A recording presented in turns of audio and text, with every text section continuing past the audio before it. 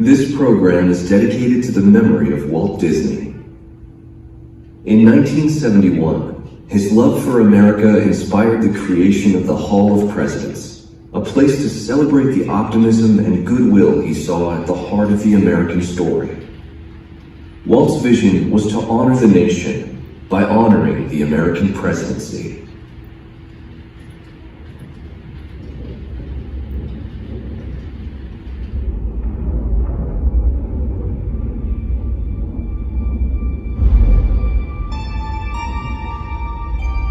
It is 1783, and the smoke is clearing in the wake of the Revolutionary War.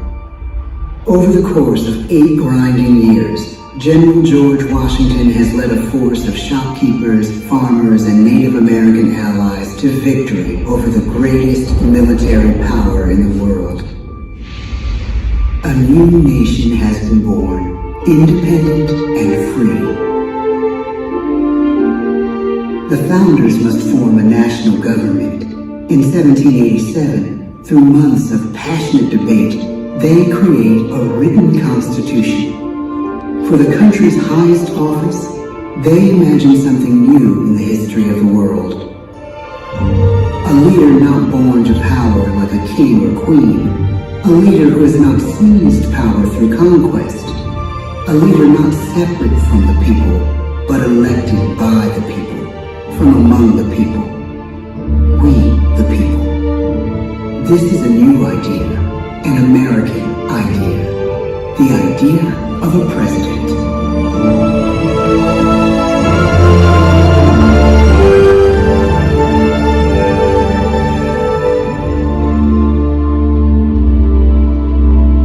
The people don't know exactly what a president will be, but there is little doubt who it will be.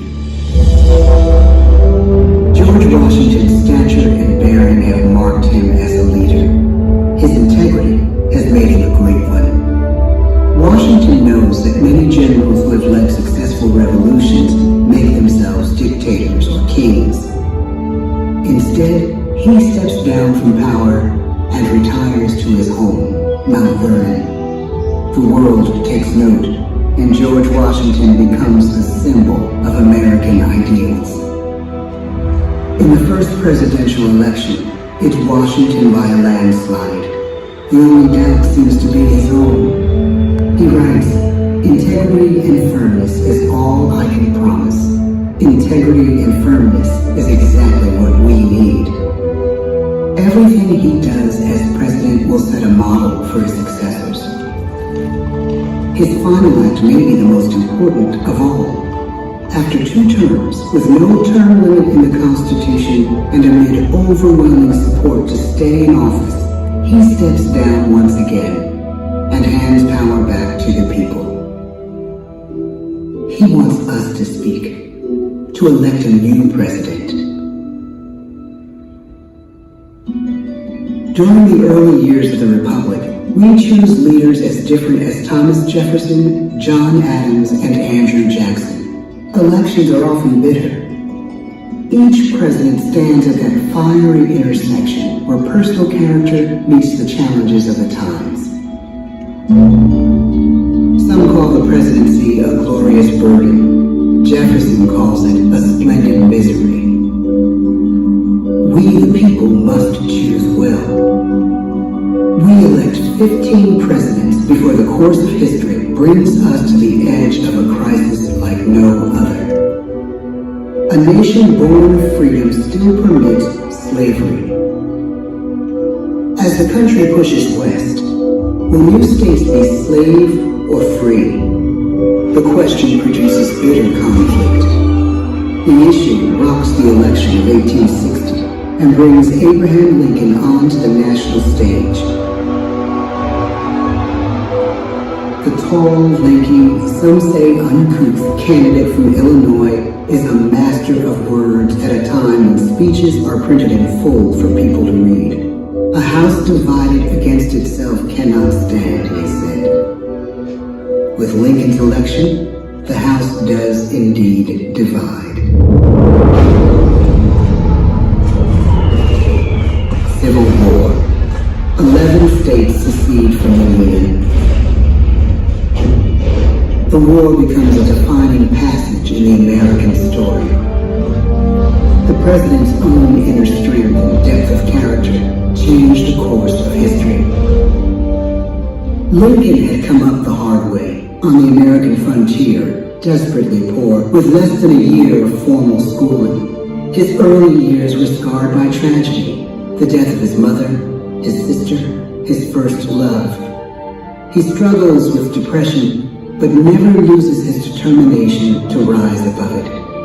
He once said he's driven by a desire to leave the world a little better place for having lived in it. The war rages. Lincoln fights to preserve the Union and end slavery. Neither is a sure thing. At Gettysburg, Pennsylvania, 6 months after one of the bloodiest battles of the war, the president dedicates a cemetery to the thousands of soldiers who died there, in words we can never forget.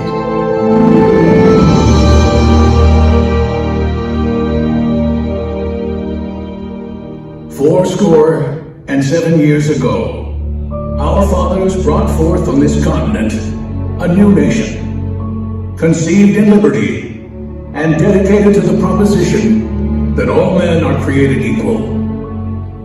Now we are engaged in a great civil war, testing whether that nation or any nation so conceived and so dedicated can long endure. We are met on a great battlefield of that war. We have come to dedicate a portion of that field as a final resting place for those who here gave their lives that that nation might live. It is altogether fitting and proper that we should do this. But in a larger sense, we cannot dedicate, we cannot consecrate, we cannot hallow this ground.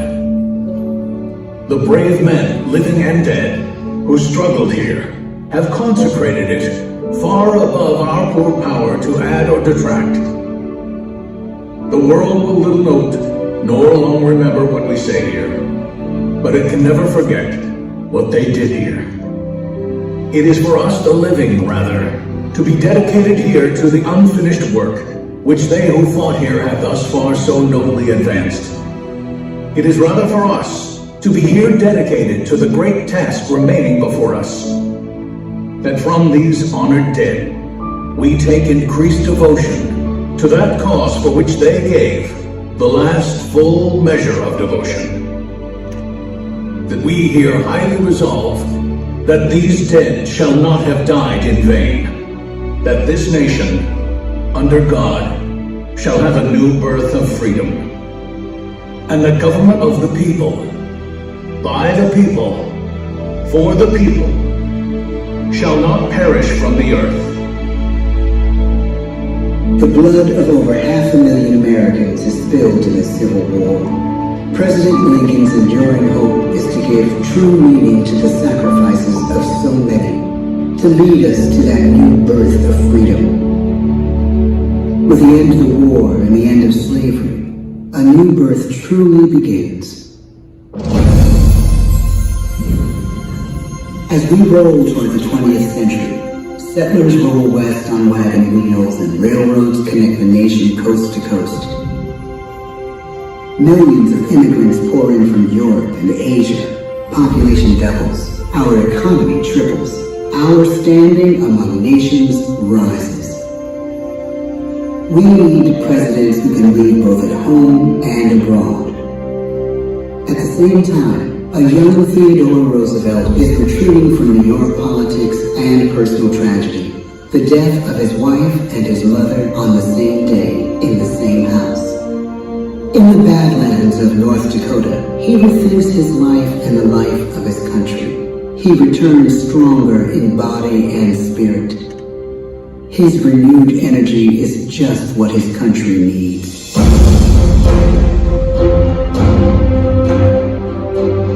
American industry is booming, but social tensions are rising.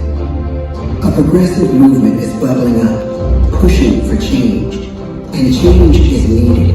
in the working and living conditions in cities. The gap widens between rich and poor. The demand for change grows stronger.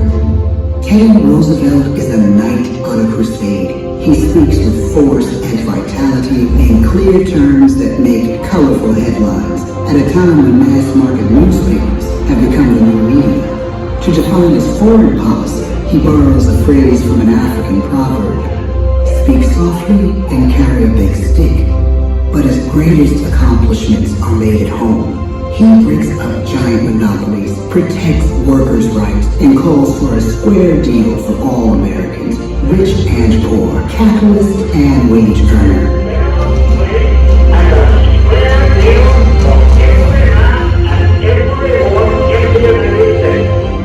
He calls on America to be as great as the natural grandeur of its lands.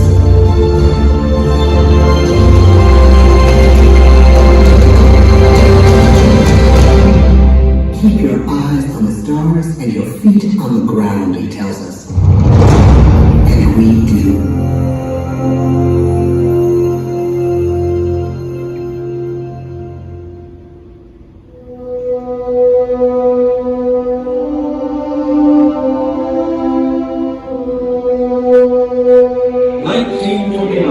The bottom fell on the market. 12 million unemployed.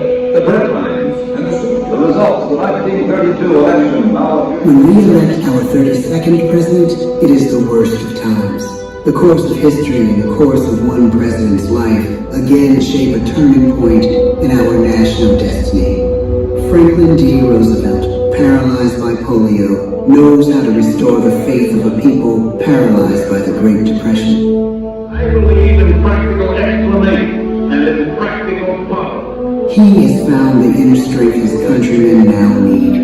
He speaks to us like a friend, a neighbor. His optimism is contagious. His voice perfect for the latest breakthrough medium, radio. He calls us to believe we have nothing to fear but fear itself. And we do believe. Tonight's attacks on England are perhaps the most widespread of all in the course of the day. But an even greater challenge dominates his final years in office: the Second World War.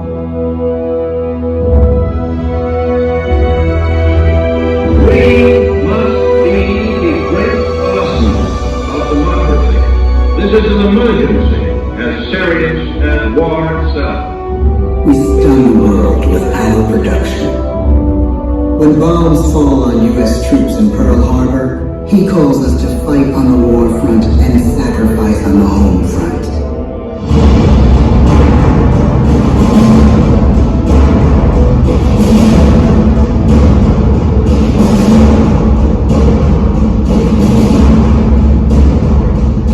The harder the sacrifice, the more glorious the triumph. So spoke America in the year 1776. So speak America today. The world changes. The country changes. And yet, in one sense, what we need most from our president has never changed. A guiding vision that calls forth the best that America can be. Will outer space be developed for the benefit of all mankind? Or will it become another focus for the arms race? The choice is urgent, and it is ours to make.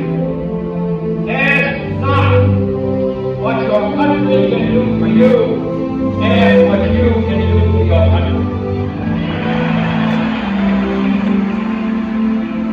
But really, it's all of us who must overcome the crippling legacy of bigotry and injustice. And we shall overcome. Under the agreements that President Sadat and Prime Minister Begin are signing tonight is entitled A Framework for Peace in the Middle East. Mr. Gorbachev, tear down this wall. You have lost too much, but you have certainly not lost America.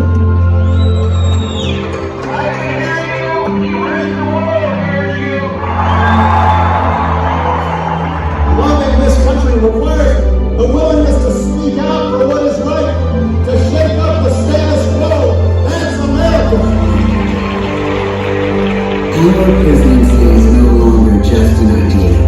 It is an idea with a proud history. Ladies and gentlemen, the President of the United States of America.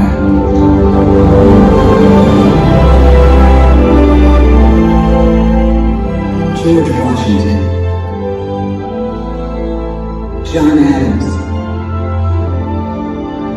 Thomas Jefferson, James Madison, James Monroe, John Quincy Adams,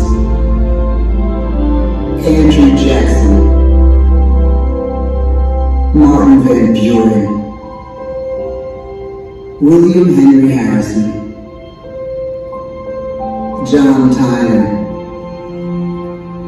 James K. Polk, Zachary Taylor,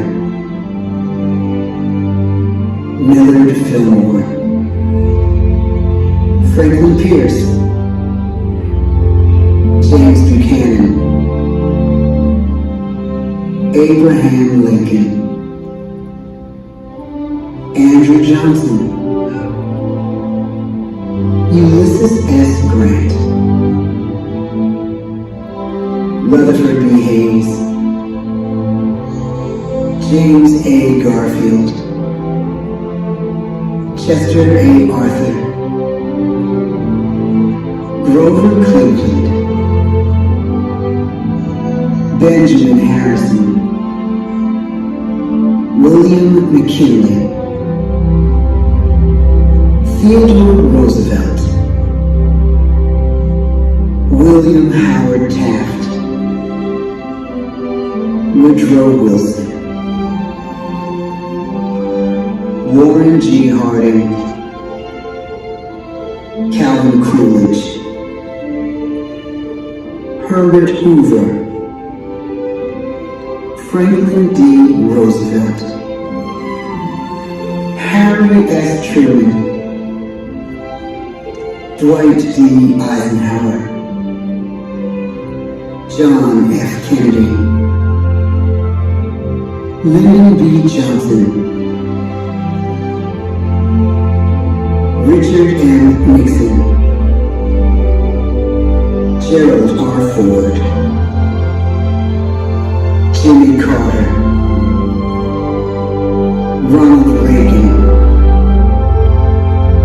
George Bush, Bill Clinton, George W. Bush, Barack Obama.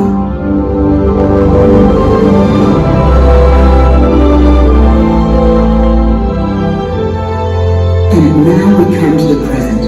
Once again, we place our trust in the idea of a president, as we have from the beginning.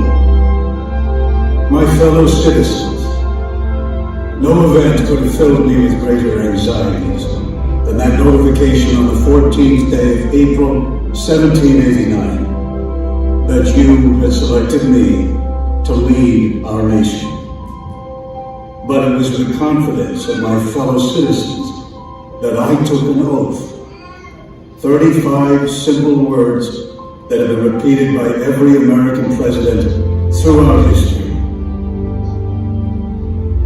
I, Donald John Trump, do solemnly swear that I will faithfully execute the office of President of the United States and will, to the best of my ability, preserve, protect, and defend the Constitution of the United States. So help me God. From the beginning, America has been a nation defined by its people. At our founding, it was the American people who rose up to defend our freedoms and win our independence. It is why our founders began our great Constitution with three very simple words: we the people. Since that moment, each generation of Americans has taken its place in the defense of our freedom, our flag, and our nation under God. These are the achievements of the American spirit. the spirit of a people who fought and died to bring the blessings of liberty to all our people. Above all, to be American is to be an optimist, to believe that we can always do better, and that the best days of our great nation are still ahead of us. It's a privilege to serve as the President of the United States, to stand here among so many great leaders of our past, and to work on behalf of the American people. The presidency of the United States is a role unique in the world, an office entrusted to each president by us, we the people. Therein lies the genius of that new idea, now over 200 years old. A new idea our presidents have turned into a great American idea again and again.